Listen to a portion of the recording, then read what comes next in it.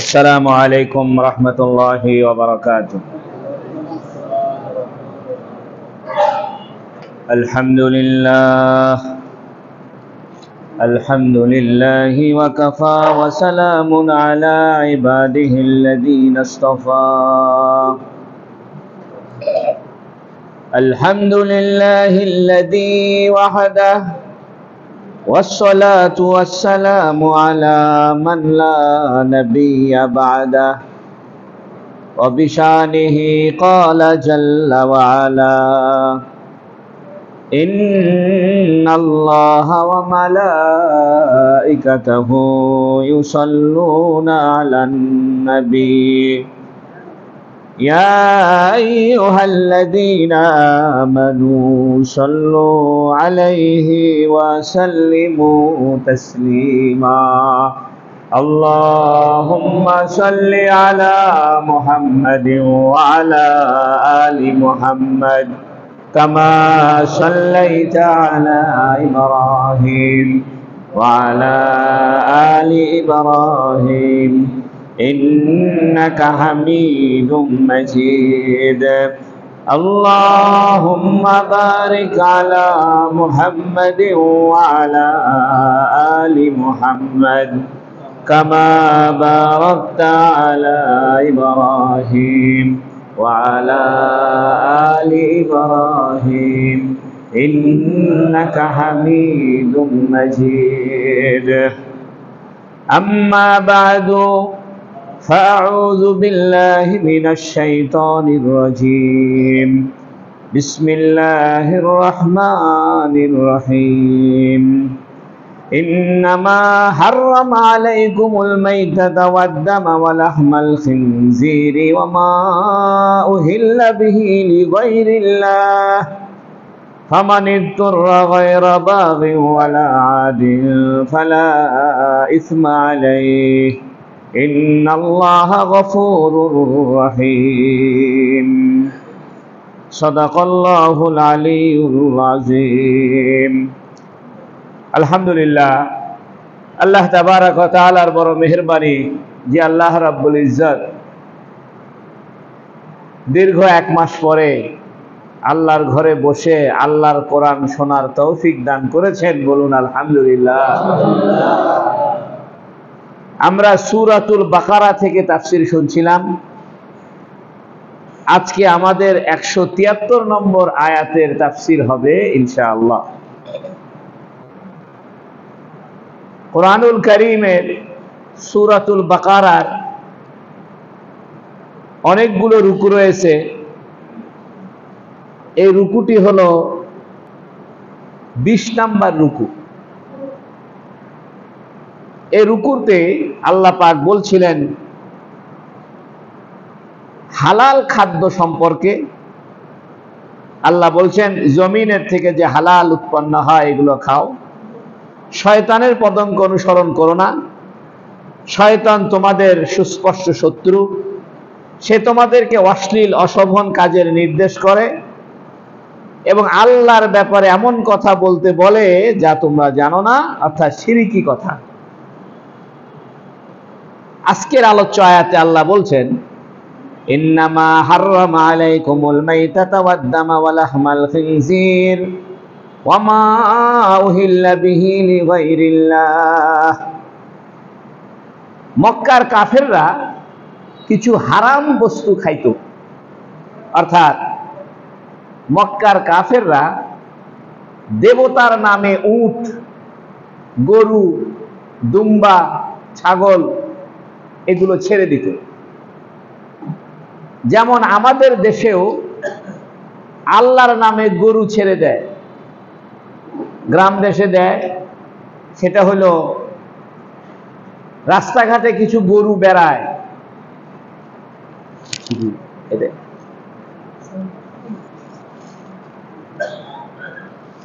রাস্তাঘাটে কিছু গরু এমনি ঘুরে বেড়ায়, এগুলোকে আল্লাহর নামে ছেড়ে দিছে। এবং এই ছেড়ে দেওয়া গরুগুলোকে তারা খাওয়া হারাম মনে করত।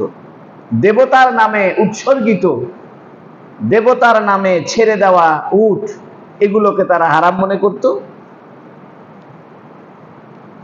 এবং তাদের ইচ্ছা অনুযায়ী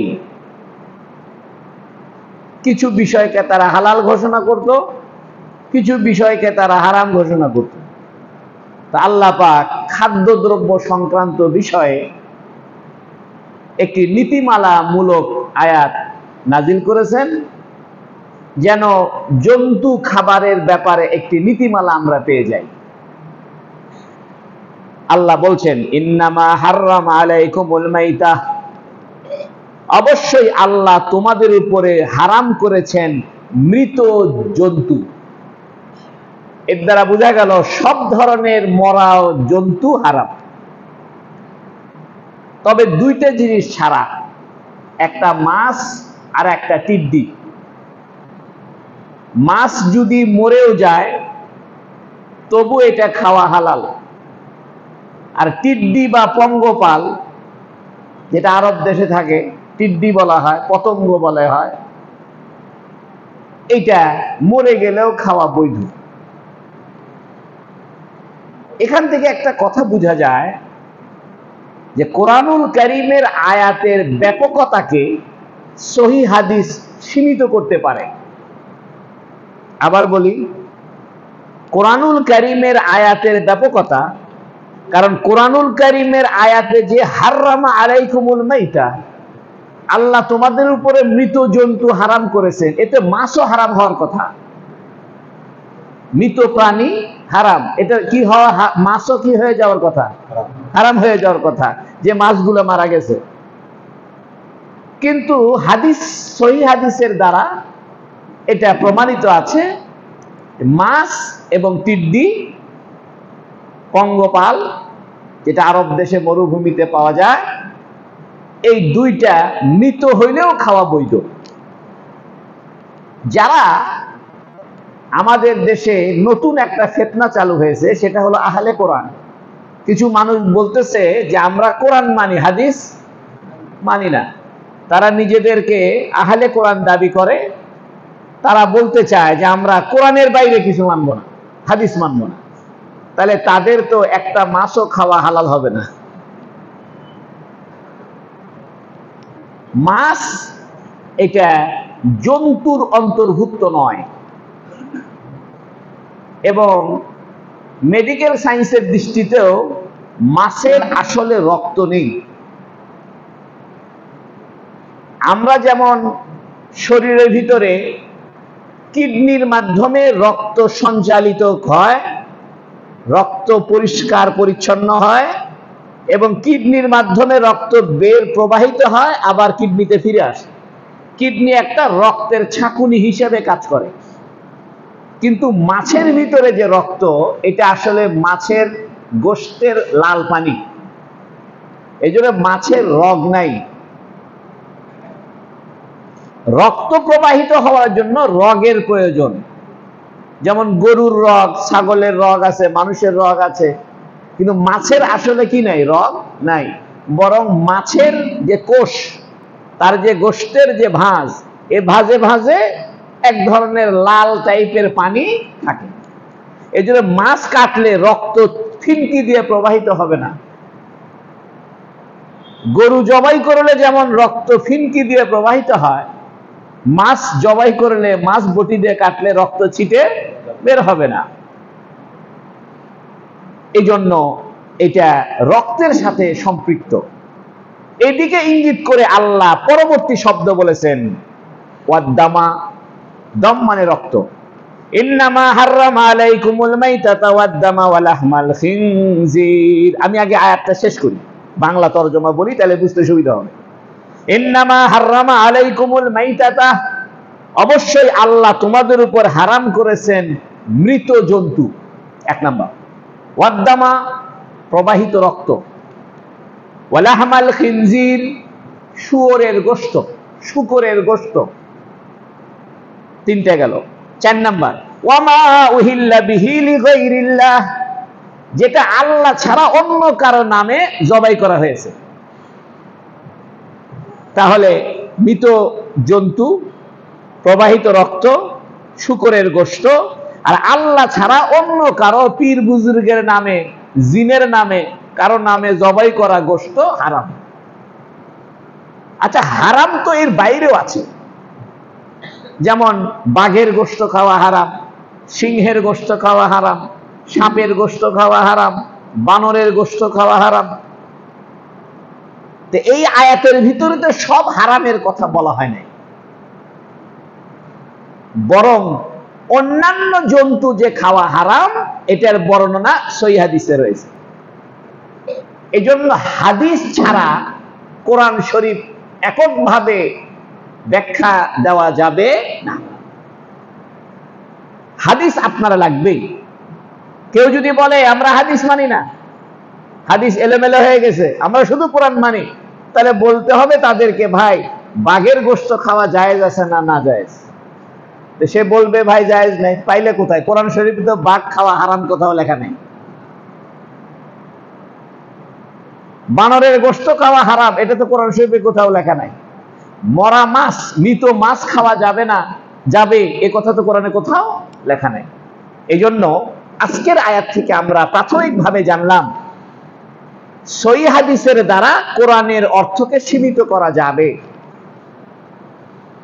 এটা আমরা উসুলের ভাষায় বলি, সহিহ হাদিসের দ্বারা কোরআনের আয়াতকে খাস করা যাবে, তখসিস করা যাবে। 2 নম্বরে আমরা আরেকটা জিনিস জানলাম, সব বিধান কোরআনে নাই, কোরআনে নীতিমালা আছে, আর নীতিমালার ব্যাখ্যা আছে কোথায়? হাদিস। এই জন্য হাদিস অপরিহার্যভাবে মানতে হবে। যারা হাদিস মানবে না এরা প্রকারান্তরে কোরআনকেই মানে না, আর যারা কোরআনকে মানে না এদের ব্যাপারে ফয়সালা আপনারাই ভালো দিতে পারবেন, কাফের না মুসলমান। অত শক্ত ফতোয়া আমি দিতে রাজি নাই, কিন্তু যারা হাদিস মানবে না তারা কোরআন না মানারই চক্রান্ত করছে এবং কোরআনকে একটা ঝামেলার জায়গায় ফেলে দিতে চাইতেছে। এই জন্য হাদিস এটা কোরআনের জন্য আবশ্যকীয় ব্যাখ্যা। এখন আসেন মৃত জন্তু। মৃত জন্তু খাওয়া হারাম। অনেকে বলে যারে আপনারা নিজের হাতে মেরে ফেলে দিয়ে খান, আল্লাহ যেটারে মারছে সেটা খান না কেন? অর্থাৎ যে গরুটা আল্লাহর পক্ষ থেকে মারা গেছে, এমনি এমনি মারা গেছে, তাকে আপনারা হারাম বলতেছেন, আর নিজেরা হত্যা করলেন, নিজেরা জবাই করলেন, সেটাকে আপনারা হালাল বলতেছেন। এই প্রশ্ন কোন আহম্মক, কোন বেকুব করতে পারে। এই বেকুবের জন্য, এই আহম্মকের জন্য, এই নাদানের জন্য উত্তর হইল, বর্তমান মেডিকেল সায়েন্স এ কথা ব্যর্থহীন ভাবে বলেছে, যে জন্তু নিজে নিজে মারা গেছে তার শরীরের ভিতরে দ্রুত ব্যাকটেরিয়া ছড়ায় পড়ে, তার শরীরে রক্ত বের হতে পারে না, না হওয়ার কারণে এমন পয়জনে পরিণত হয় যা মানুষের স্বাস্থ্যের জন্য চরম ঝুঁকি বহন করে। এই জন্য পৃথিবীর কোন সভ্য মানুষ, কোন ডাক্তার মৃত জন্তু খাওয়াকে সাপোর্ট করবে না, বরং জন্তু যদি জবাই করা হয় তাহলে রক্ত তার শরীরের অধিকাংশ বের হয়ে যায়। যেমন আমরা গরু জবাই করি, ছাগল জবাই করি, তো অনেক রক্ত বের হয়। যত রক্ত বেশি বের হবে ওই জন্তুর গোশত তত বিজ্ঞানসম্মত, স্বাস্থ্যসম্মত হবে এবং সুস্বাদু হবে। এই জন্য 1400 বছর আগে রাসূলুল্লাহ সাল্লাল্লাহু আলাইহি সাল্লাম, শুধু আমাদের নবী নয়, সমস্ত নবীরাই জন্তুকে জবাই করে খাওয়ার বিধান দিয়েছেন। মরা জন্তু হারাম, এটা ইসলামেও হারাম, ইহুদি ধর্মেও হারাম, খ্রিস্টান ধর্মেও হারাম, সব জায়গায় হারাম। কারণ হইল যে জন্তুটা নিজে নিজে মারা গেছে, নিজের পক্ষ থেকে অসুস্থ হয়ে বা অন্য কোনো কারণে মারা গেছে, সেই জন্তুর রক্ত প্রবাহিত হয় নাই। এই জন্য সে বিজ্ঞানসম্মতভাবে সে মানুষের জন্য ক্ষতিকর। এই জন্য মৃত জন্তুর গোশত কেটে নিয়ে ফ্রিজে রাখলে পচে যাবে, আর জবাই করা গোশত নিয়ে ফ্রিজে রাখলে মাসকে মাস থাকবে। এই জন্য জবাই করে জন্তু খাওয়া এটাই বিজ্ঞানসম্মত। ইসলাম বলছে যে জন্তুকে লাঠি দিয়ে পিটিয়ে হত্যা করা হয়েছে, অথবা উপর থেকে নিচে ফেলে দেওয়া হত্যা করা হয়েছে, অথবা পাথর দিয়ে আঘাত করে হত্যা করা হয়েছে, এগুলো খাওয়াও হারাম। অর্থাৎ জবাই করা ছাড়া অন্য কোনো উপায়ে খাওয়া হারাম। আর জবাই কাকে বলে? এখানে দুইটা রগ আছে, একটা হলো আপনার রক্তনালী, আর একটা হলো শ্বাসনালী, আর একটা আছে খাদ্যনালী। তিনটা। এটা মানুষের যেমন থাকে, এটা জীবজন্তুরও থাকে। এই তিনটা রগের ভিতরে একটা রগ কাটা ফরজ, ওয়াজিব শরীয়তের দৃষ্টিতে, যেটা রক্তনালী। আর শ্বাসনালী আর খাদ্যনালীর যে কোনো একটা কাটাই লাগবে। তবে তিনটা রগ যদি আপনি কাটেন তাহলে পরিপূর্ণ জবাইটা শুদ্ধ হইল। আর বর্তমানের মেডিকেল সায়েন্সের কথা বলছে, কোন জন্তুর রক্তনালী, শ্বাসনালী আর খাদ্যনালী এই তিনটা যদি সঠিকভাবে কাটা হয় তাহলে এই জন্তুর গোশতটা পরিপূর্ণ মানুষের জন্য স্বাস্থ্যকর এবং সুস্বাদু হয়ে যায়। সুবহানাল্লাহ। এই জন্য ইসলাম যে পদ্ধতি দিয়েছে, এই পদ্ধতি সর্বোত্তম পদ্ধতি জবাই করার পদ্ধতি। এই জন্য ইলেকট্রিক শক দিয়ে হত্যা করে খাওয়া হারাম। বন্দুকের গুলি করে পাখি মেরেছেন, এটা খাওয়া হারাম। কারণ বন্দুকের গুলি এটা তার রক্তকে প্রবাহিত করবে না গলার থেকে, তার শরীরে আঘাত করে শরীর থেকে রক্ত বের হবে। এই জন্য জন্তুকে হালাল করার একটা মাত্র রাস্তা, সেটা হলো তাকে নিয়ম অনুযায়ী জবাই করতে হবে, সেটা রক্তনালী, খাদ্যনালী এবং শ্বাসনালী। অন্য কোন উপায়ে পাথর দিয়ে মেরে, বাটুল দিয়ে মেরে, গুলি করে মেরে, তীর দিয়ে মেরে, যে কোনো উপায়ে আপনি মারলে এটা হালাল হবে না। তবে হ্যাঁ, আপনি তীর দিয়ে মেরেছেন পাখিটা নিচে পড়ে গেছে, এখনো জীবন বের হয়নি, মারা যায়নি, তখন যদি জবাই করেন তাহলে আবার হালাল হবে। তীর মেরেছেন, গুলি করেছেন, বাটুল মেরেছেন, ইয়ার গান দিয়া পাখির গায়ে আঘাত করেছেন, পাখি পড়ে গেছে, মারা যায় নাই, তবে এটা যদি আপনি জবাই করেন তাহলে আবার কি হবে? হালাল হবে। আরেকটা প্রশ্ন বলি, আমাদের সমাজে এবং হিন্দুদের ভিতরে, বৌদ্ধদের ভিতরে কিছু মানুষ আছে নিরামিষ ভোজী। তারা বলে জীব হত্যা মহাপাপ। তারা বলতেছে মুসলমানরা জীব হত্যা করে কুরবানি করে খায়, অতএব আমরা নিরামিষ ভোজী, আমরা ভেজিটেরিয়ান, অর্থাৎ আমরা গোশত খাবো না, কারণ প্রাণ হত্যা করব না। এর মধ্যে কিছু নাস্তিক মুরতাদও আছে, হিন্দুদের, বৌদ্ধদের ভিতরে বেশি। একটা কথা মনে রাখেন, প্রাণ নাই কার? একটা তো গাছেরও প্রাণ আছে, লাল শাকের প্রাণ নাই। তো যারা গোশত খাইতেছে না, নিরামিষ ভোজী, যারা ভেজিটেরিয়ান, তারা যে লাল শাক খায়, তারা যে পটল খায়, এটাও তো জীবন হত্যা করে খায়। কথাটা বুঝেননি?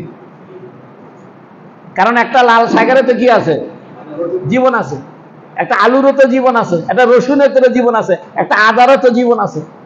তুমি যে ডিম খাও, বলতেছে আমি ভেজিটেরিয়ান, আমি শুধু সবজি খাই, ডিম খাও, ডিমেরও তো প্রাণ আছে, কারণ ডিমের থেকে কি হইতো? বাচ্চা হইতো।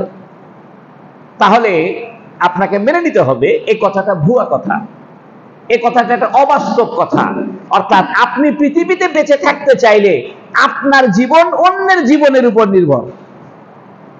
এই জন্য ন্যাচারাল ভাবে দেখবেন, আপনারা ওই জিওগ্রাফি চ্যানেলে দেখবেন, এক পশু আর এক পশুকে খায়, এক পশু আর এক পশুকে খায়।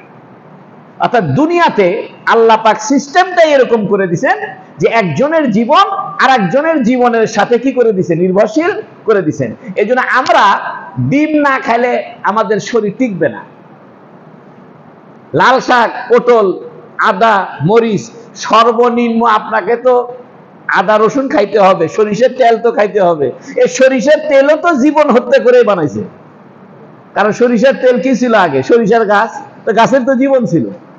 এই জন্য যারা নিরামিষ ভোজী বলে নিজেকে খুব মানবতাবাদী প্রমাণ করতে চায়, এরা আসলে হয় মূর্খ, না হয়তো এরা হলো দুষ্ট শয়তান, ইসলামকে বিরোধিতা করার জন্য এই কাজটা করতেছে। একটা গরুকে যদি আপনি জবাই নাও করেন, গরু তো চিরজীবন বাঁচবে না, মারা তো যাবেই। তো গরু যদি মারাই যাইতে হয়, তাহলে জবাই করে মৃত্যুর দ্বারা তার থেকে উপকৃত হওয়া অবৈধ হবে কেন? হ্যাঁ, এমন যদি হইতো যে আমি গরু জবাই না করলে গরু মরবে না, গরু বেঁচেই থাকবে, গরুর তো মৃত্যু হবেই, সবার মৃত্যু হবে, মৃত্যুর বাইরে তো কেউ নাই। যেহেতু গরু, ছাগল, হাঁস, মুরগির মৃত্যু হবেই হবে, তা আপনার দ্বারা জবাই করে, বিজ্ঞানসম্মত ভাবে জবাই করে, এটাকে স্বাস্থ্যসম্মত ভাবে খাইলে পরে সমস্যা কি? 3 নম্বর কথা হলো, আমরা প্রতিনিয়ত আমাদের পেটের ভিতরে কৃমিকে হত্যা করে টিকে আছি। আমাদের পেটের ভিতরে কৃমি আছে। কোন মানুষের শরীরে যদি কৃমি না থাকে সে বাঁচবে না। প্রত্যেকটা মানুষের শরীরে কি আছে? কৃমি আছে। তবে কৃমি যদি বেশি হয়ে যায় তাহলে আমাদের কৃমি ওষুধ খেতে হয়, সেটা ভিন্ন জিনিস। কিন্তু একটা নির্ধারিত সংখ্যার কৃমি মানুষের শরীরে থাকতেই হবে, এবং এই কৃমি নির্ধারিত সময়ে মারা যায় এবং নতুন কৃমি কি হয়? সৃষ্টি হয়। তাহলে আমি যে টিকে আছি, আমার শরীরের ভিতরেও অটোমেটিক একটা জীবন অস্তিত্ব লাভ করতেছে, আবার একটা জীবন অস্তিত্বহীন হয়ে যাচ্ছে, অর্থাৎ মারা যাচ্ছে, জন্ম নিচ্ছে, মারা যাচ্ছে, জন্ম নিচ্ছে। তাহলে ন্যাচারাল ভাবে, প্রকৃতিগত ভাবে, মানুষের জন্মগত ভাবেই, মানুষের জন্মটাকেই, মানুষের অস্তিত্বটাকেই আল্লাহ পাক কোনো না কোনো জীবের উপরে নির্ভর করেছে। এজন্য যারা ভেজিটেরিয়ান দাবি করে বেশি মানবতাবাদী দেখাইতে চায়, এরা আসলে বাস্তবতা বিবর্জিত মূর্খ, আর না হয়তো ইসলামের শত্রুতার জন্য এই কাজটা তারা করে। এই জন্য নন ভেজিটেরিয়ান মানে ভেজিটেরিয়ান বলা, আমি শুধু সবজি খাই, গোশত খাই না, গরু জবাই আমার পছন্দ হয় না, এগুলো একটা ভুয়া কথা। কারণ তুমি লাল শাক খাও, ওইটারও তো জীবন ছিল, তুমি সিরিয়ায় না তার জীবনকে হত্যা করে খাইলে। একটা আম খাইলা, আমেরও তো জীবন আছে। লিচু খাইলা, লিচুরও তো জীবন আছে। কলা খাইলা, কলারও তো, কলার গাছের তো জীবন আছে। তাহলে আমরা কিছুই খাইতে পারবো না। ও কলা খাইলে দোষ হয় না, লিচু খাইলে দোষ হয় না, গরু জবাই করে খাইলে দোষ হয় কেন? এই জন্য আল্লাহ বলছেন, ইন্নামা হাররামা আলাইকুমুল মাইতা, আল্লাহ তোমাদের উপরে এক বাক্যে মৃত জন্তু হারাম করেছেন। তবে হাদিসে আল্লাহ রাসূল সাল্লাল্লাহু আলাইহি ওয়াসাল্লাম বলে দিয়েছেন, মাছ মৃত হলেও হালাল। এই যে আল্লাহ পরে বলছে আল মাইতাতা ওয়াদ-দামা, রক্ত, এই জন্য মাছের রক্ত নাই। মাছের কি নাই? মাছের আসলে এগুলো রস, পানির জাতীয় রস। মাছের কোনো কিডনিও নাই, রগও নাই। মানুষের দেহে, গরুর দেহে, ছাগলের দেহে যেভাবে রক্ত প্রবাহিত হয়, কিডনির থেকে রক্ত ছেঁকে গিয়ে ধাস করে চলে যায়, আবার ফিরে আসে, এই যে আপ অ্যান্ড ডাউন, এই যে প্রেসার হাই অ্যান্ড লো, উপরের প্রেসার নিচের প্রেসার, এটা মাছের নাই। এই জন্য আল্লাহ বলছে, ইন্নামা হাররামা আলাইকুমুল মাইতাতা ওয়াদ-দামা, মৃত জানোয়ারের পরে, মৃত জন্তুর পরে রক্তের কথা বলছে। এর দ্বারা বোঝা যায় মাছের ভিতরে যেহেতু রক্তের সঞ্চালনের ব্যবস্থা নাই, অতএব মাছটা কি হবে? মৃত অবস্থাতেও হালাল হবে। ওয়ালাহমাল খিনজির, শুকুরের গোশত। আচ্ছা বলে দিত, ওয়াল খিনজির, এভাবে তো আল্লাহ বলে নাই যে ইন্নামা হাররামা আলাইকুম লাহমাল মাইতা, মৃত জন্তুর গোশত, তা বলছে না, বলছে মৃত জন্তু। আর খিনজিরের ব্যাপারে, শুকুরের ব্যাপারে লাহমাল খিনজির বলতেছে, শুকুরের গোশতের কথা বলছে। ইতিপূর্বে গোশতের আলোচনা করেনি। আল্লাহ এভাবে বলতে পারতেন আগে থেকে যে মৃত জন্তুর গোশত এবং রক্তওয়ালা প্রাণী জব না করে, তা বলতেছেন। এখানে গোশতকে অতিরিক্ত উল্লেখ করছে খিনজিরের সাথে। কারণটা কি? কারণ হইল, একটা পশুর মূল বিষয় হলো গোশত, এবং এই গোশত হাড্ডির উপরে থাকে, আবার গোশতের ভিতর দিয়ে রক্ত প্রবাহিত হয়েছে, আবার গোশতের কোষে কোষে রস আছে, চর্বি আছে, এবং গোশতের উপরে চামড়া আছে।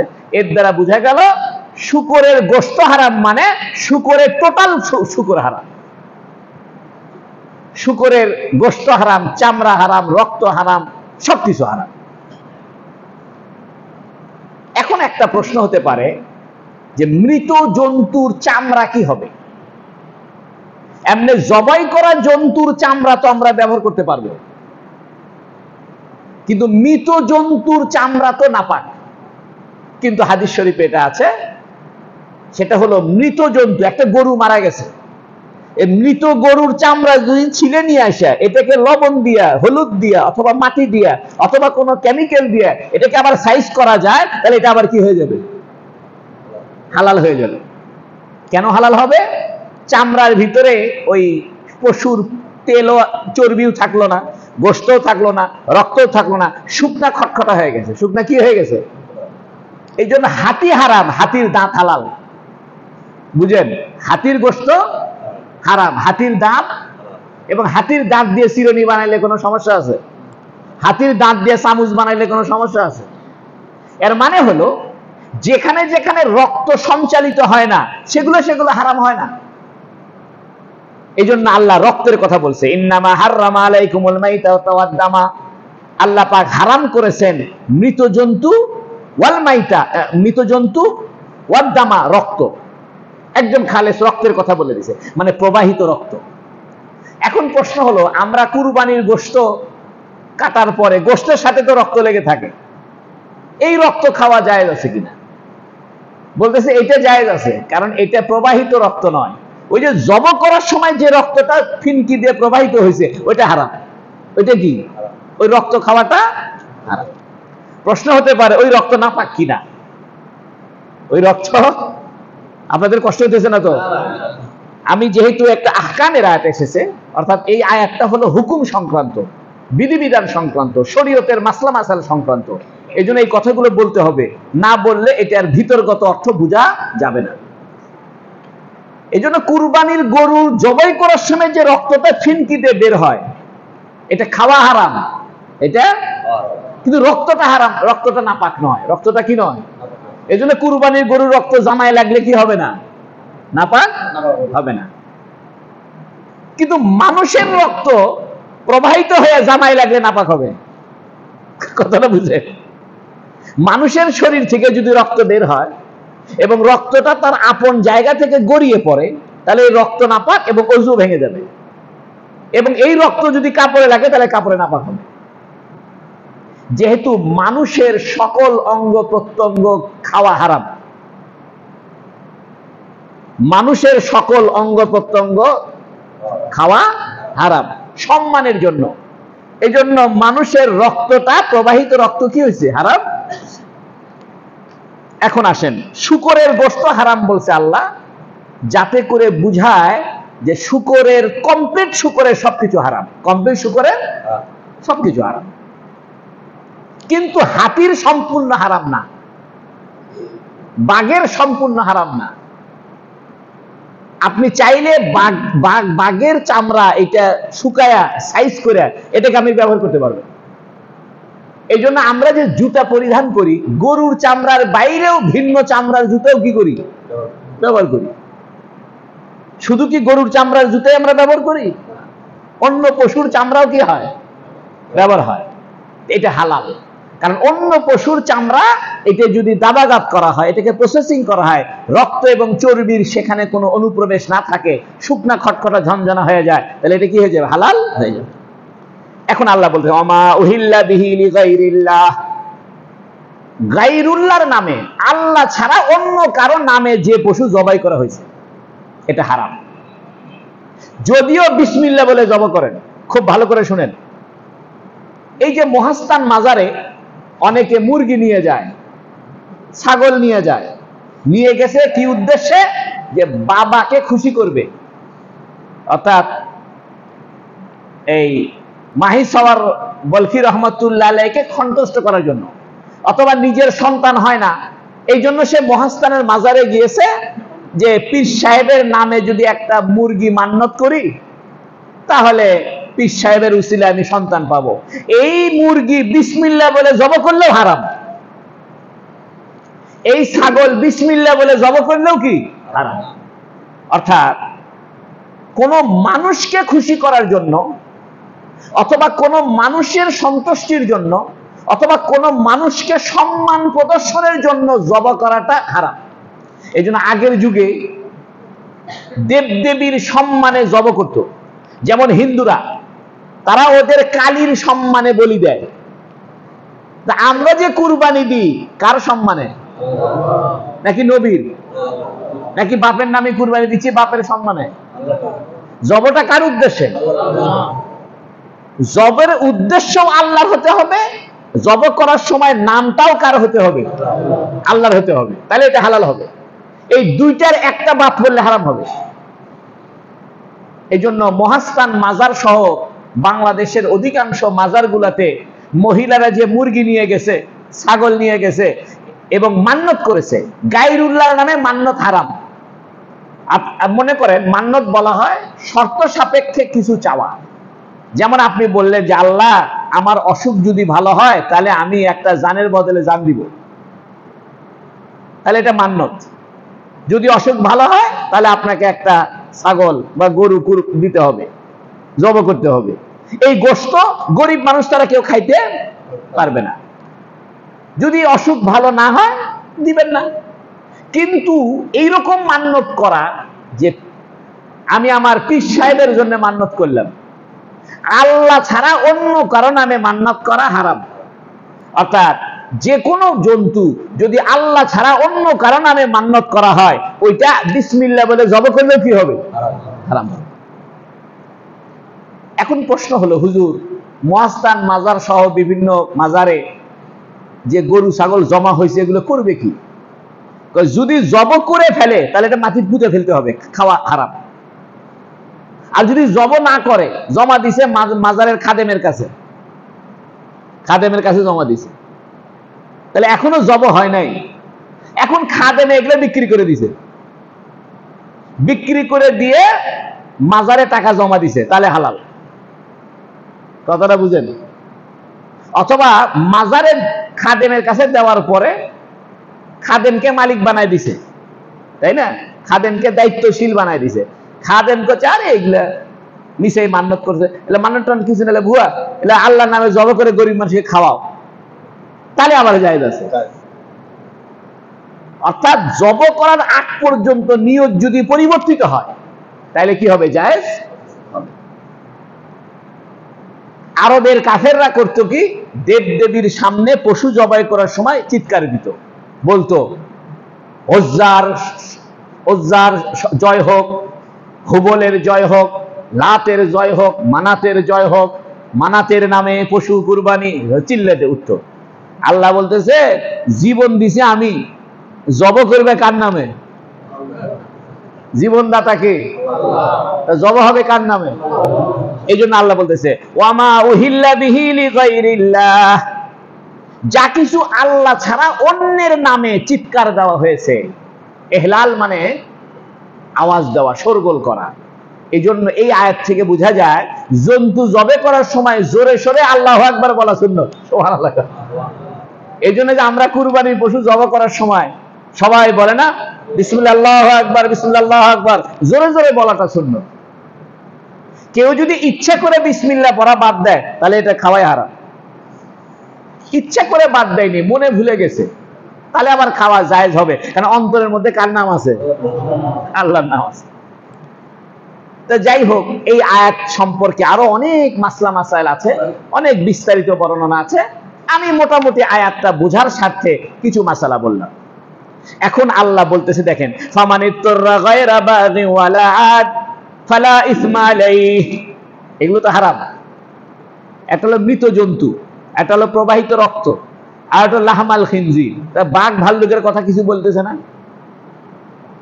এগুলো হাদিসে আছে, নবী বলে থুয়ে গেছে।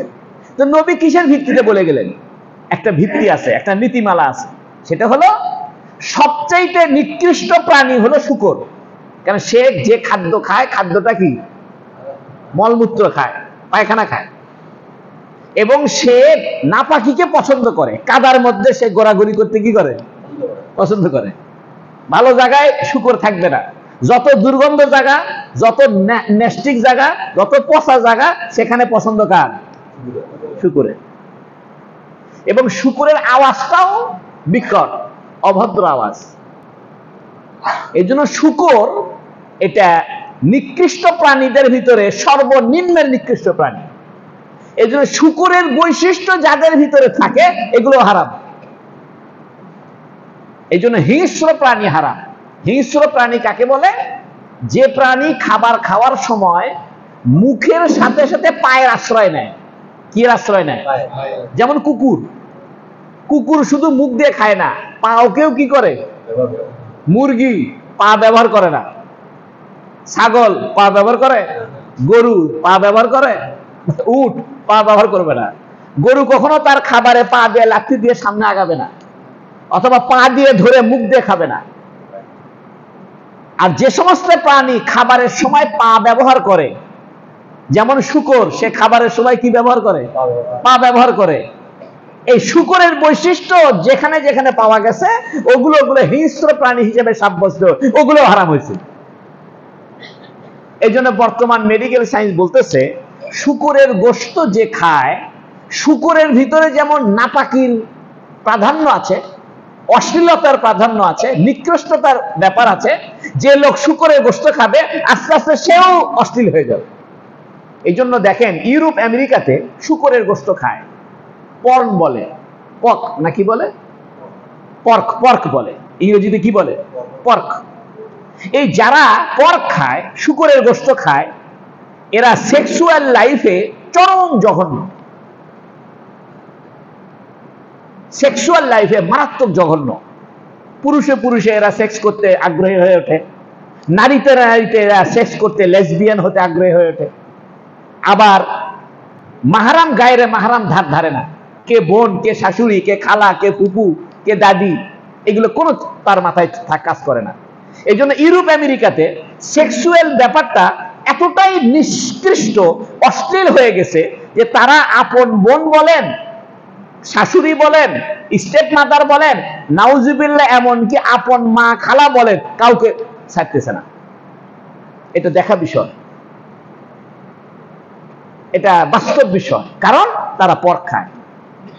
এই জন্য মানুষের খাদ্যের সাথে তার চরিত্রের সম্পর্ক আছে।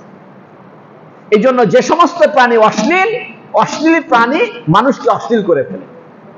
খাদ্য যদি হারাম হয়, অবৈধ পয়সার খাদ্য হয়, এটা মানুষের শরীর ইফেক্ট করে। আর খাদ্য যদি হারাম হয়, দুটো বিষয়, একটা হলো খাদ্য কেনার জন্য যে মাধ্যম সেটাও হালাল হতে হবে, খাদ্যটা স্বয়ং হালাল হতে হবে। আপনি গরুর গোশত ঘুষের টাকা দিয়ে কিনছেন, হালাল হয়নি।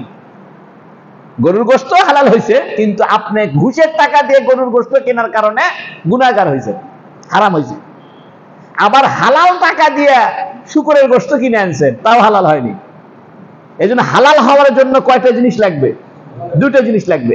একটা হলো টাকাটা, মাধ্যমটাও হালাল হতে হবে, আর যে জিনিসটা কিনতেছেন ওই জিনিসটাও কি হতে হবে? হালাল হতে হবে। ওয়ামা উহিল্লা বিহি লিগাইরিল্লাহ।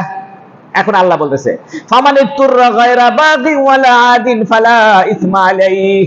ফামানিতুররা, অতঃপর যে ব্যক্তি অস্থির হয়ে যায়, অনন্যপায় হয়ে যায়, নিরুপায় হয়ে যায়। নিরুপায় দুই অবস্থায় হয়। একটা হলো এমন ক্ষুধা লাগছে যে ক্ষুধার কারণে জীবন চলে যাচ্ছে, এখন সামনে মদের বোতল ছাড়া আর কিছু নেই।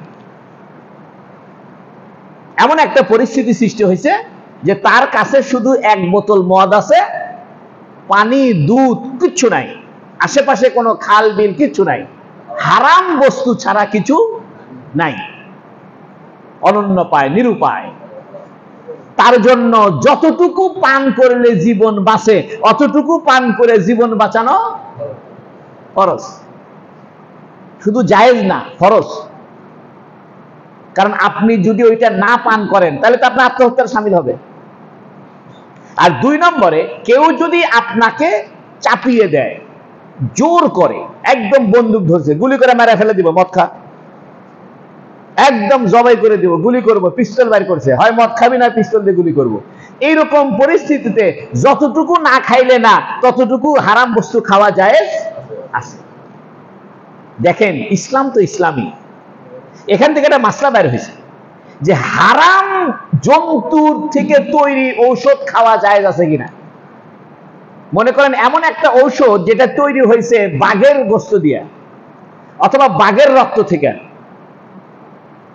অথবা মনে করেন যে এমন একটা ঔষধ তৈরি করছে সাপের বিষ থেকে। এটা আপনারা ভালো বুঝবেন, সাপের বিষ থেকে কি হয়?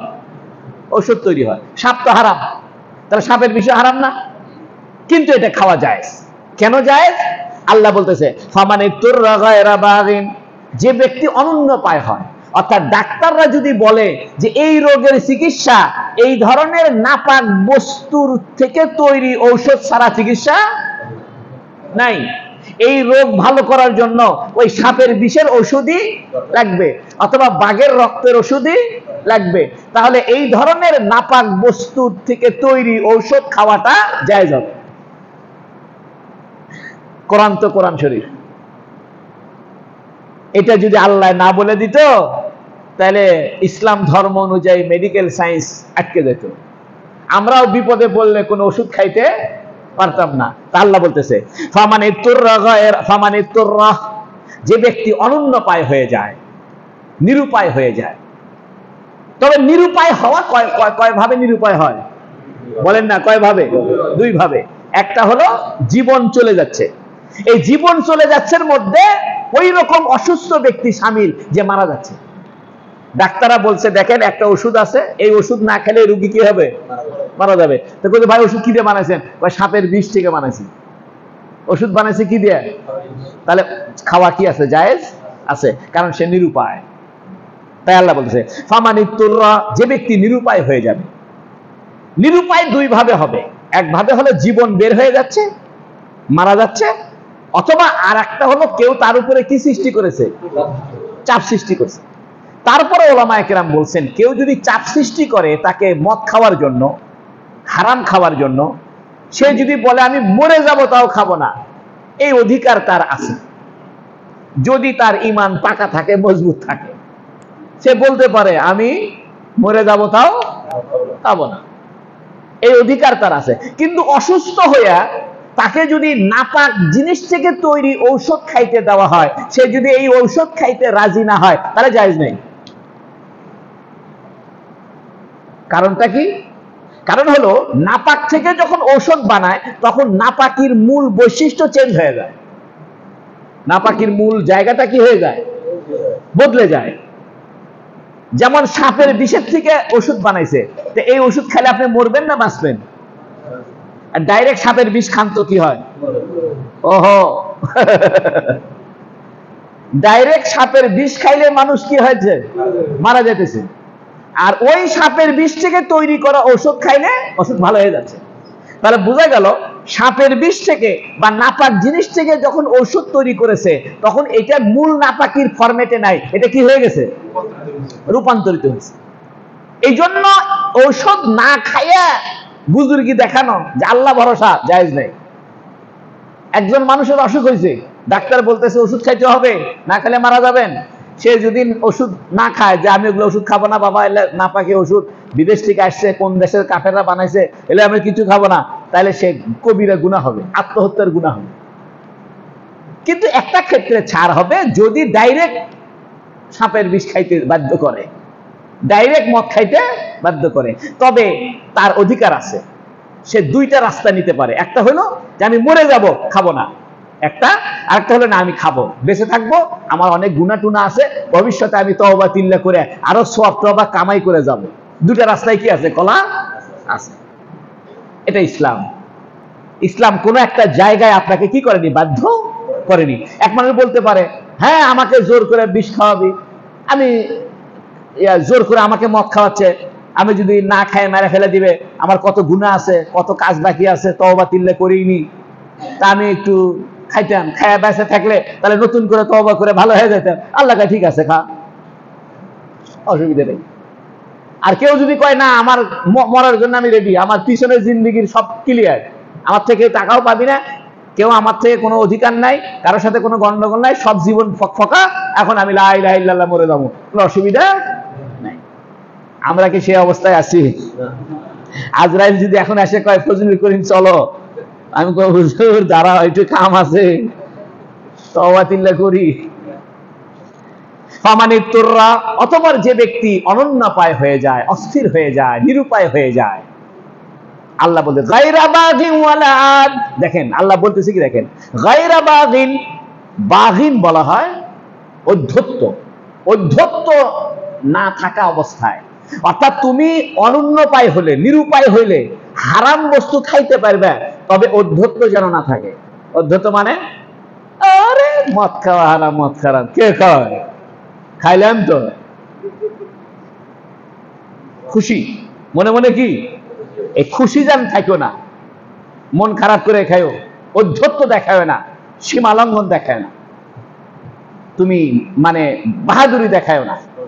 আরেকটা হলো ওয়ালা আদিন, আদিন মানে সীমা লঙ্ঘন করা, সীমা লঙ্ঘন করো না, এক ঢোক খাইলেই হয়, দুই ঢোক খাইও না, মরে যাচ্ছ, মদ না খেলে বাঁচবে না, এক ঢোক খাইলেই বেঁচে যাও, সেখানে 2 ঢোক খাওয়া হারাম। 2 ঢোক খাওয়া কি? ইসলাম চেক অ্যান্ড ব্যালেন্স। ইসলাম আপনাকে কষ্টেও ফেলেনি, আবার আপনাকে সীমা লঙ্ঘন করতেও বলেনি। তাই আল্লাহ বলতেছে ফামানিত্তুররা গায়রা বাগি ওয়ালা আদিন ফালা ইসমা আলাইহি। ফামানিত্তুররা, যে ব্যক্তি উপায়হীন হয়ে যাবে, হারাম না খায় উপায় নাই, 2 ভাবে, হয় জীবন বাঁচানোর ক্ষেত্রে অথবা কেউ জোরে চাপ দিছে মেরে ফেলে দিবে। এই লোকও খাওয়ার সময় 2টা বিষয় খেয়াল করবে, গায়রা বাগিন, সে যেন অধ্যত্ব প্রকাশ না করে, ওয়ালা আদিন, এবং সীমা লঙ্ঘন না করে, যতটুকু খাওয়া দরকার ততটুকুই যেন খায়। ফালা ইসমা আলাইহি, তাহলে এর কোনো গুনাহ হবে না। ইন্নাল্লাহ গফুরুর রহিম, আল্লাহ পাক ক্ষমাশীল দয়ালু। সুবহানাল্লাহ। অর্থাৎ তুমি যে নিরুপায় হয়ে মদ খাইলা, নিরুপায় হয়ে সাপের বিষের ওষুধ খাইলা, আল্লাহ ক্ষমাশীল দয়ালু। আল্লাহু আকবার। আল্লাহ বলেই দিতেছে ইন্নাল্লাহ গফুরুর রহিম। চিন্তা করো না, তুমি যদি তোমার জীবন যদি আটকে যায় তাহলে গুনাহ হবে না? গুনাহ তো হবেই না, বরং আমি ক্ষমাশীল দয়ালু, দয়া করে তোমাকে এটা অনুমতি দিছি, আর গুনাহ আমি মাফ করে দিছি। সুবহানাল্লাহ। আল্লাহ এখন বলতেছে ইন্নাল্লাযীনা ইয়াকতুমুনা মা আনজালাল্লাহু মিনাল কিতাবি ওয়া ইয়াশতারুনা বিহি সামানান কলিলা উলাইকা মা ইয়াকুলুনা ফি বুতুনিহিম ইল্লান নার ওয়া লা ইউকাল্লিমুহুমুল্লাহু ইয়াওমাল কিয়ামাতি ওয়া লা ইউযাক্কিহিম ওয়া লাহুম আযাবুন আলীম। কি বলতেছে জানেন? মক্কা মদিনার ইহুদিরা তৌরাতের আলেম ছিল। তো মক্কা মদিনার সাধারণ মানুষজন ইহুদিদেরকে জিজ্ঞেস করতো, এই তোমাদের কিতাবে মুহাম্মদ সাল্লাল্লাহু আলাইহি ওয়াসাল্লাম সম্পর্কে কিছু আসেনি? ওরা বলতে নাই নাই, কিচ্ছু নাই, বরং উল্টা বলে দিত। অথচ তাদের তৌরাতে মুহাম্মদ সাল্লাল্লাহু আলাইহি ওয়াসাল্লামের নাম কি হবে, তার পরিচয় কেমন হবে, তার অবস্থান কি হবে, চেহারা কেমন হবে, সব বর্ণনা আছে। ওই আয়াত সম্পর্কে ওই ইহুদিদের ওই আচরণের কথা বলতেছে। আগে বললো হালাল হারাম খাওয়ার ব্যাপারে, এখন বলতেছে ইহুদিদের মুহাম্মদ সাল্লাল্লাহু আলাইহি ওয়াসাল্লামের চরিত্র গোপন করার ব্যাপারে। 2 আয়াতের সাথে সম্পর্ক কি? আগের আয়াতের সাথে এটা কানেকশন। আগের আয়াতে বললো হারাম খায়ও না, মৃত জন্তু খায় না, রক্ত খায় না, শুয়োরের গোশত খায় না, আল্লাহর নাম ছাড়া জব করেছে ওগুলো খায় না। এখন বলতেছে যারা আল্লাহর বিধানকে, কিতাবকে গোপন করে তারা যেন আগুন খায়। এটার সম্পর্ক হলো অবৈধ উপায়ে ইনকামটাও হারাম। একটা হলো অবৈধ বস্তু খাওয়া যেমন হারাম, অবৈধ উপায়ে ইনকাম করাটাও কি হারাম। এই জন্য ইহুদিরা তাদের লোকজনের কাছ থেকে হাদিয়া নিত। মনে করেন একজন ইহুদি যা বলতেছে, হুজুর আমি তো খুব বিপদে পড়ছি। কি হয়েছে? কয় বইয়ের তালাক দিছি। কয় তালাক দিয়েছে? কয় 3 তালাক দিয়ে দিছি। তাহলে কোনো অসুবিধা নেই, একটা কাজ করো, ইয়ে করো, 2টা ছাগল কিনে আনো, ছাগল এটা এই গির্জার দিয়ে যাও, এখানে রেখে দাও, আমি এলে ঠিকঠাক করে দিচ্ছি। পরে এই ছাগল বাড়িতে নিয়ে চলে যায়। অর্থাৎ হাদিয়া, তোহফা, ঘুষ ঘাস খাইয়া উল্টা পাল্টা ফতুয়া দিয়ে বিদায় করে কারা? ইহুদি মৌলবীরা। তাই আল্লাহ বলতেছে ইন্নাল্লাযীনা ইয়াকতুমুনা মা আনজালাল্লাহ, অবশ্যই আল্লাযীনা ইয়াকতুমুনা, যারা গোপন করে, মা আনজালাল্লাহু মিনাল কিতাব, আল্লাহ কিতাবে যা অবতীর্ণ করেছেন, অর্থাৎ তৌরাত কিতাবে, ইনজিল কিতাবে আল্লাহ যা অবতীর্ণ করেছেন মুহাম্মদ সাল্লাল্লাহু আলাইহি ওয়াসাল্লাম সম্পর্কে, এটা যারা গোপন করে, ওয়ায়াশতারুনা বিহি সামানান কলিলা, এবং এটার মাধ্যমে তারা সামান্য কিছু জিনিস, সামান্য মূল্য তারা গ্রহণ করে, সামান্য মূল্যে তারা ক্রয় করে। প্রশ্ন হতে পারে তাহলে বহু টাকা দিয়ে ভুল মাসলা দেওয়া মনে যায়? সামান্য বলতে গোটা দুনিয়ার মালই সামান্য। গোটা দুনিয়ার কোটি কোটি টাকাই কি আখিরাতের তুলনায় সামান্য, আল্লাহর কিতাবের তুলনায় সামান্য। অর্থাৎ দুনিয়ার বস্তুটাই হলো সামান্য বস্তু। উলাইকা মা ইয়াকুলুনা ফি বুতুনিহিম ইল্লান নার, তারা তো তাদের পেটের মধ্যে আগুন খায়। যারা আল্লাহর বিধানকে দুনিয়ার বিনিময়ের কারণে বিকৃতভাবে উপস্থাপন করে, ভুলভাবে উপস্থাপন করে, এরা আসলে কি খায়? আগুন খায়। এটা তো ইহুদিদের চরিত্র ছিল। আল্লাহ মাফ করুক, বর্তমানে আমাদের কিছু হুজুরদেরও চরিত্র এরকম হয়ে গেছে। একজন আশা করছে, একজন মাদ্রাসায় খুব টাকা দেয়, লাখ লাখ টাকা দেয়, ওই হুজুরকেও হাদিয়া দেয়, হুজুরের পকেটে পকেটে টাকা দেয়, হুজুরের বাড়িতে বাজার পাঠায়। ওই একজন করছে, ভাই আমি তো সিটি ব্যাংক থেকে লোন নিচ্ছি, কিছু দোয়া করেন। এখন হুজুরের মনের মধ্যে ধাক করে উঠছে, কারণ সিটি ব্যাংকের লোন কি নাই, জায়েজ নাই, সুদী ব্যাংক না, সুদী ব্যাংক তো এটা নাম করলাম আর কি। সিটি ব্যাংক মানে সিটি উদ্দেশ্য না, উদ্দেশ্য হলো হারাম ব্যাংক। এখন সে এটা গোপন করে গেল। যদি তাকে এই ফতুয়াটা দেয় যে ভাই শোনেন, আপনার সাথে আমার এত মহব্বত, আপনি এই যে হারাম ব্যাংকের থেকে টাকা নেবেন, এটা কিন্তু হারাম কাম, এটা করলে পরে হাদিয়া বন্ধ করে দিবে, অথবা বড় লোক মন খারাপ করবে। এই জন্য হুজুরটা বলতেছে না, তাহলে সেও এই আয়াতের অন্তর্ভুক্ত হবে, সেও এই আয়াতের অন্তর্ভুক্ত। এই জন্য বাবা বেশি বড় লোকের সাথে খাতির না থাকা ভালো, বেশি বড় লোকের সাথে খাতির না থাকা ভালো। যত অল্প মানুষ, গরিব মানুষের সাথে সম্পর্ক থাকবি তত ভালো। তা আল্লাহ বলতেছে, ইন্নাল্লাযীনা ইয়াকতুমুনা, অবশ্যই যারা গোপন করে, মা আনজালাল্লাহু মিনাল কিতাব, আল্লাহ যা কিতাবে নাজিল করেছেন, অর্থাৎ তৌরাত ইনজিলে, ওয়াশতারুনা বিহি সামানান কালিলা, এরা খুব অল্প মূল্যে এটাকে ক্রয় করে, অর্থাৎ অল্প মূল্যে আল্লাহর বিধানকে বিক্রি করে দুনিয়াকে ক্রয় করে। উলাইকা মা ইয়াকুলুনা ফি বুতুনিহিম ইল্লান নার, এরা তাদের পেটের মধ্যে আগুন খায়। ওয়ালা ইউকাল্লিমুহুমুল্লাহু ইয়াওমাল কিয়ামাহ, আল্লাহ তাদের সঙ্গে কথা বলবে না কিয়ামতের দিন। ওয়ালা ইউযাক্কিহিম, আল্লাহ তাদেরকে পবিত্র করবে না। ওয়ালাহুম আযাবুন আলীম, আল্লাহ তাদের জন্য রয়েছে যন্ত্রণাদায়ক শাস্তি। এখান থেকে একটা মাসলা বলি, তারা আগুন খায় কেন বললেন? এর মানে হলো হারাম খাওয়া মানে জাহান্নামে যাওয়া। হারাম খাওয়া মানে কি? জাহান্নামে যাওয়া। আর জাহান্নামের শাস্তি কি? আগুন। এখান থেকে একটা মাসালার ইঙ্গিত দিয়ে গ্রহণ করেছে আলেমরা, বলবো না আমি? বলেন। অনেকে বলে হুজুর আপনারা জর্দা দিয়ে পান খান, এতে সমস্যা হয় না, আমরা সিগারেট খেলে সমস্যা হয় কেন? কারণ আপনারা জর্দা খাইতেছেন, আমরাও তো ওই জর্দাই আগুন জ্বালায় খাইতেছি, তাই না? সিগারেট আর জর্দা তো জিনিস একই। তামাক, তামাক থেকেই জর্দা, তামাক থেকেই সিগারেট। সিগারেট আসলে মানুষ খায় না আগুন খায়? আগুন খায়। সিগারেটের মাথায় আগুন আছে, সে আগুনকে টানতেছে, এই জন্য তো আগুন পুরে পুরে আস্তে আস্তে কাছে আসে। সিগারেট মনে করেন 4 আঙ্গুল লম্বা, 4 ইঞ্চি, 2 ইঞ্চি লম্বা বা 3 ইঞ্চি লম্বা। এখন এই লম্বা সিগারেটের আগুনটা পুড়তে পুড়তে দূরে চলে যায় না কাছে আসে? তাহলে সে আগুন খাচ্ছে। 2 নম্বর, সে ধোঁয়া খাচ্ছে, সে তো তামাক খাচ্ছে না। অর্থাৎ তামাককে জ্বালায়া সে ধোঁয়া রূপে খায় এবং আগুনকে খায়। এই জন্য অনেক আলেম এই আয়াতকে ইয়াকুলুনা ফি বুতুনিহিম ইল্লান নার, যারা হারাম খায় তারা যেন পেটের মধ্যে আগুন খায়, এই আয়াতের থেকে সিগারেটের আগুন খাওয়াকে সম্পৃক্ত করে সিগারেটকে মাকরুহে তাহরিমি বলে, তবে হারাম বলে না। কি বলে না? হারাম বলে না। কেন হারাম বলে না? নিচে একটা ফতোয়া দিলে হবে না। অনেকে বলে এই হারাম, হারাম বলে না। কেন হারাম বলে না? প্রথম কথা হলো, হারাম হওয়ার জন্য অকাট্য দলিল লাগবে, এমন দলিল লাগবে যেটা ভঙ্গ করা যায় না, কতি দলিল বলা হয়। এখন নবীর যুগে তো সিগারেট মিগারেট কিছু ছিল না। নবীর যুগে কি ছিল না? সিগারেট টিগারেট কি ছিল না। আর হারাম হওয়ার জন্য মূলত একটা জিনিস লাগে, সেটা হলো মাতাল হওয়া। কি হওয়া? এটাকে বলে সুক্কার।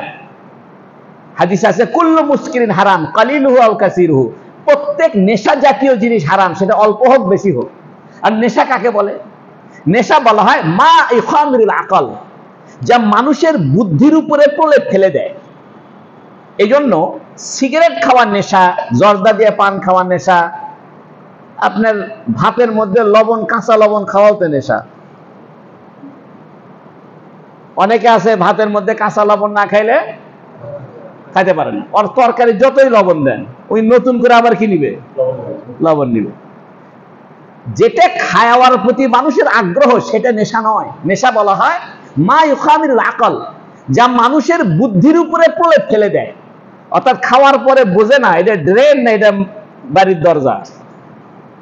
সাত মাথাতে যাচ্ছে, ড্রেনের মধ্যে পাও ধুয়ে করছে, বাড়ির মধ্যে ঢুকলাম, তাহলে বাড়ির ঢুকনি ঢুকছে কার উপর?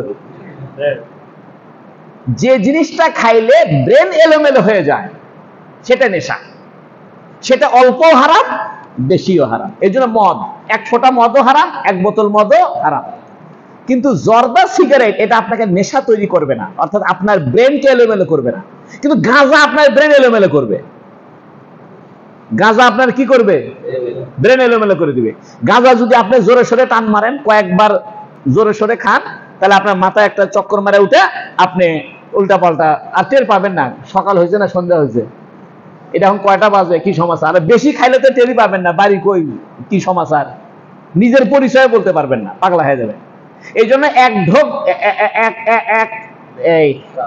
এক টান গাঁজা খাওয়া হারাম, 10 টান খাওয়া কি। কিন্তু সিগারেট আপনি যতই খান আপনি কি হবেন না, বুদ্ধি এলোমেলো হবে না। জর্দা দিয়ে পান আপনি যতই খান বুদ্ধি এলোমেলো হবে না।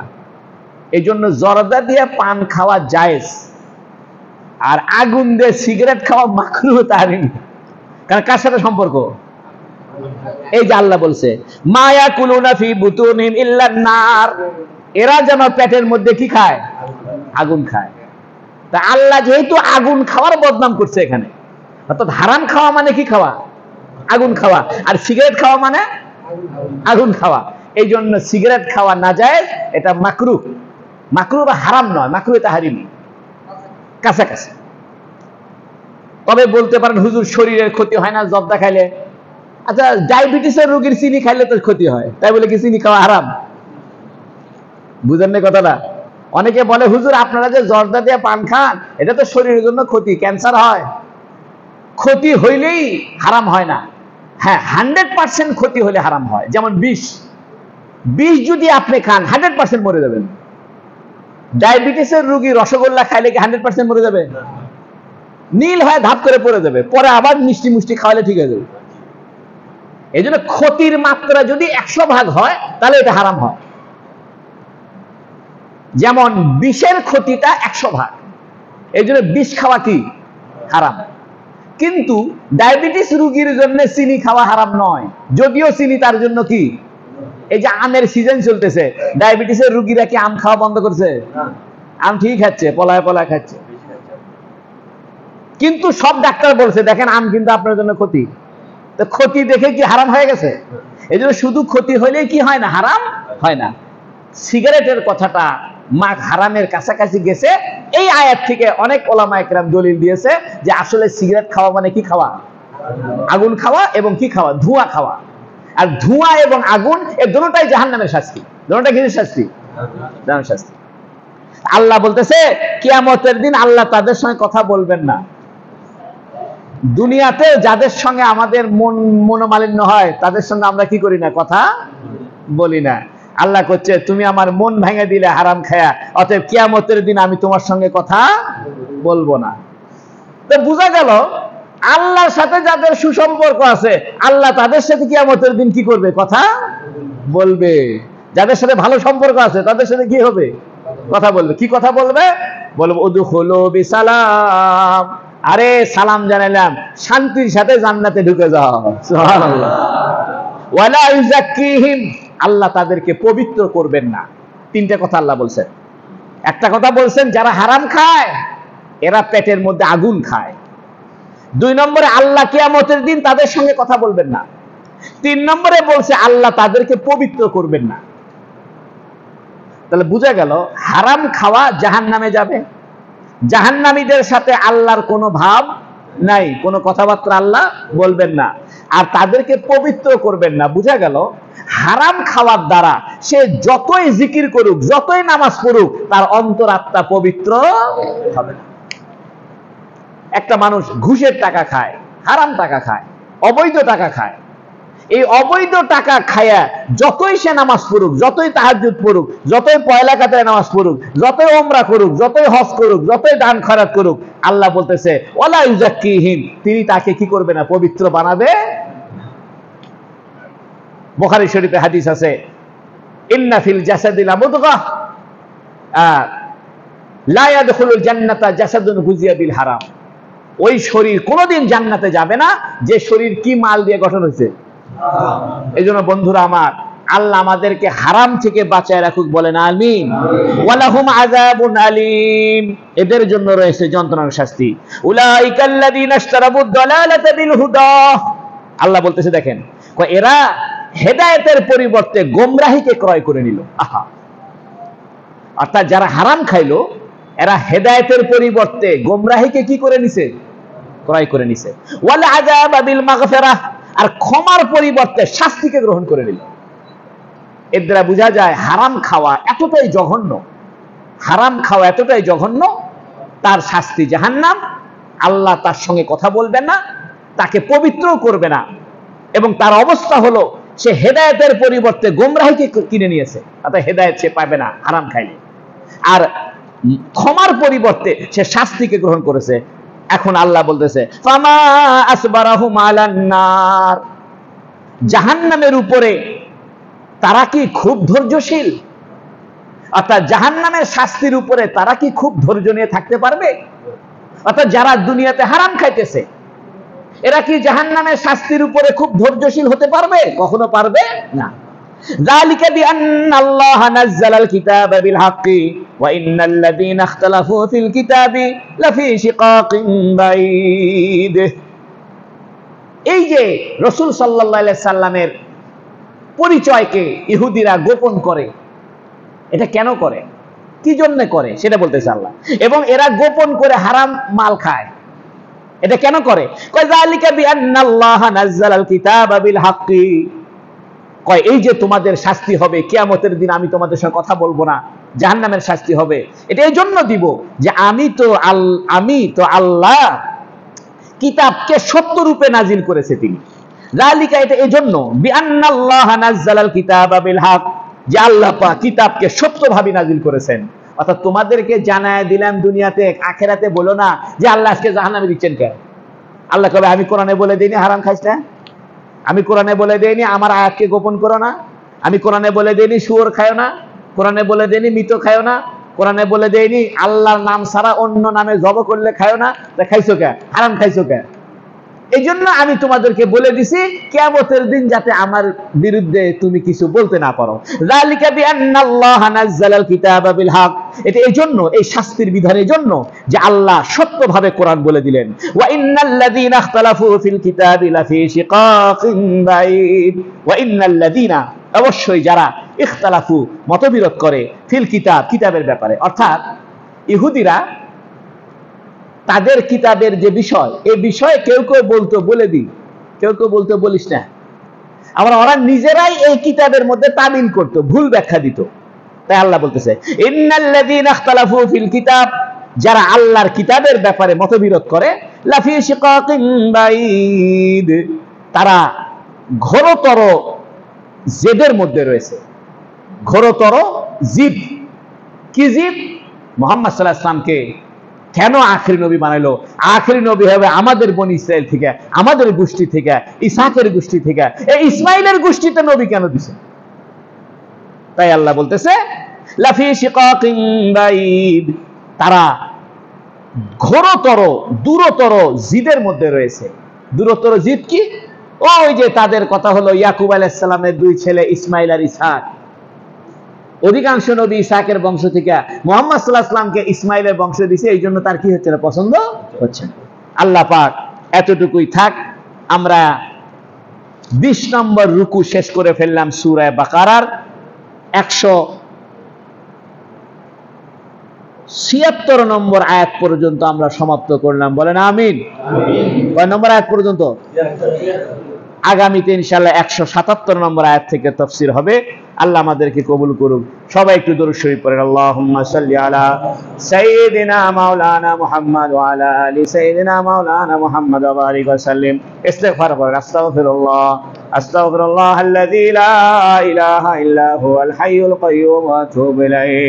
খুব সংক্ষিপ্ত আমরা একটু জিকির করে নিই। লা ইলাহা ইল্লাল্লাহ, লা ইলাহা ইল্লাল্লাহ, লা ইলাহা ইল্লাল্লাহ, লা ইলাহা ইল্লাল্লাহ, লা ইলাহা ইল্লাল্লাহ, লা ইলাহা ইল্লাল্লাহ, লা ইলাহা ইল্লাল্লাহ, লা ইলাহা ইল্লাল্লাহ, লা ইলাহা ইল্লাল্লাহ, লা ইলাহা ইল্লাল্লাহ, লা ইলাহা ইল্লাল্লাহ।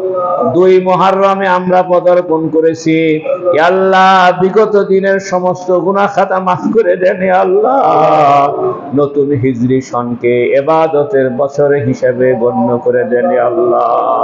হালাল কামাইয়ের ব্যবস্থা করে দেন, হালাল রুজির ব্যবস্থা করে দেন, পর্যাপ্ত রুজির ব্যবস্থা করে দেন ইয়া আল্লাহ। সচ্ছলতা ফিরায় দেন ইয়া আল্লাহ, এমন সচ্ছলতা দেন যাতে দিনের কাজ করতে কোনো অসুবিধা না হয় ইয়া আল্লাহ। দারিদ্রতা থেকে বাঁচায় দেন ইয়া আল্লাহ, দারিদ্রতা কুফরিতে পৌঁছায় দেয় ইয়া আল্লাহ, দারিদ্রতা কুফরিতে পৌঁছায় দেয় ইয়া আল্লাহ। দারিদ্রতা থেকে বাঁচায় দেন, সচ্ছলতা দান করেন, হালালের বরকত দান করেন।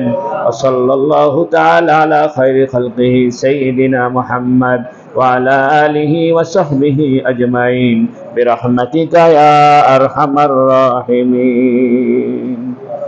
আসসালামু আলাইকুম ওয়া রাহমাতুল্লাহি ওয়া বারাকাতুহু।